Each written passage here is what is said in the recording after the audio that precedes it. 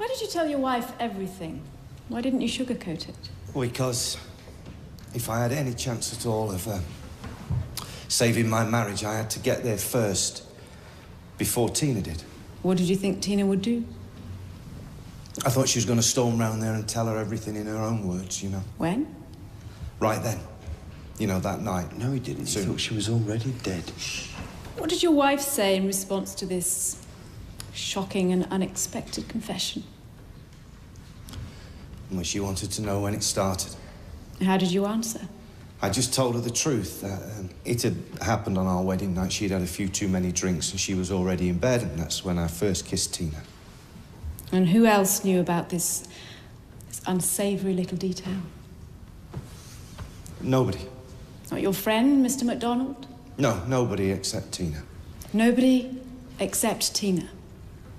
So you only revealed this damning detail because you were convinced Miss McIntyre was about to provide it herself, and sooner rather than later.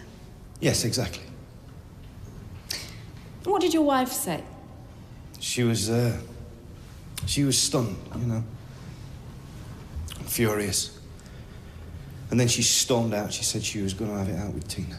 Screaming various threats, as we've already heard. Yeah, she was upset. We all say things we don't mean. You know, he was laughing his head off. He was dying for a drink. Thank you, Mr. Barlow.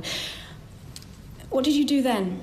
My friend, Steve MacDonald, he sat with me, and but he was mainly worried about his missus finding out that he knew about the affair. And when did you leave? When everybody started saying that something was happening outside, they were saying there's an ambulance. How did you react? Just the same as everybody else. I went out to see what was happening. I mean, I didn't even think of Tina at all. You know, I had all these things tumbling through my mind about what I'd just said. And then I just saw her being put into an ambulance. How did you feel? I was shocked. And confused.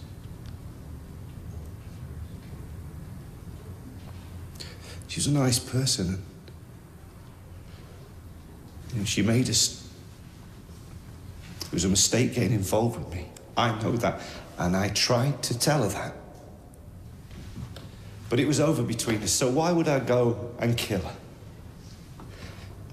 It's not in me. We've also heard from witnesses stating that Mr. Barlow was seen entering and exiting Miss McIntyre's flat in an agitated state. From Mrs. Barlow, we have an account of the defendant's subsequent confession of his affair with Miss McIntyre.